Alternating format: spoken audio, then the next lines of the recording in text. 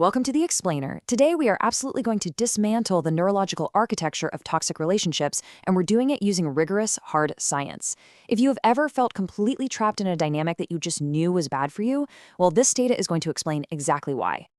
Okay, picture this. The relationship ended months ago, right? And yet at 2 a.m., your hand just drifts toward the phone before your mind can even catch it. Now, society loves to label this as weakness or codependency or, low self-esteem. But the research paints a totally different picture. That late night urge, it isn't a lack of willpower. It's actually a highly engineered neurological withdrawal state that's been installed directly into your nervous system.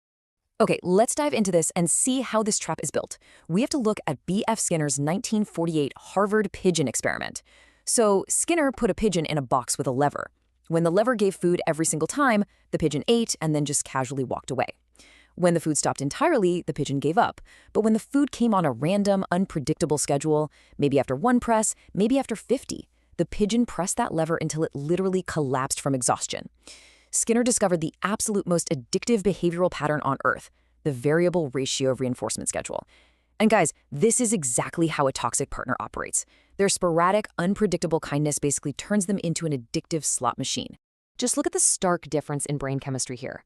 In a stable relationship, affection is predictable. Your brain's dopamine system goes quiet and the calming hormone oxytocin takes over. It sustains you. But in a toxic dynamic, the affection is rationed out unpredictably, so your dopamine system, which fires up in response to anticipation and unpredictable rewards, never sleeps. Your brain, running on this ancient wiring, literally cannot distinguish between a partner who loves you inconsistently and a massive casino payout. And this brings up a brilliant concept from psychologist Daniel Kahneman called the peak end rule. See, your brain doesn't store a relationship as an average of all its days. It's more like a giant puzzle. It stores it as a jagged graph of extreme peaks and valleys. So when a peak of warmth finally arrives after a long, agonizing valley of deprivation, it becomes the absolute most vivid memory in your mind. You think you're remembering love, but actually, you're just remembering relief. Let's move to section 1, regulating through the pain, and see how this physical attachment really builds. Now, the lever-pressing dopamine rush alone doesn't quite explain the profound physical ache of separation. To understand that, we look back to psychologist Harry Harlow in the 1950s. Harlow took infant rhesus monkeys and gave them 2 artificial mothers, a cold wire mother that provided milk and a soft cloth mother that provided nothing.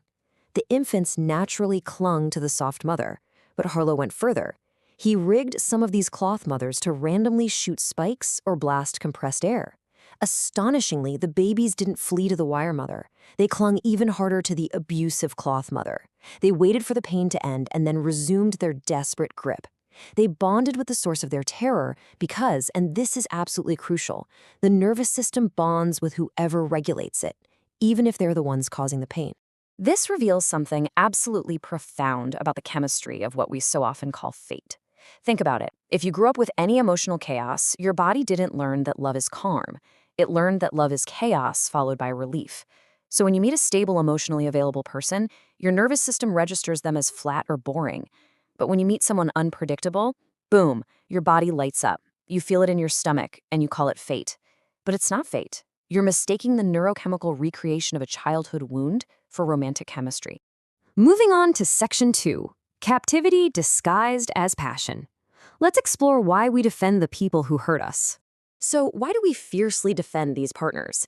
It traces back to a famous 1973 bank robbery in Sweden.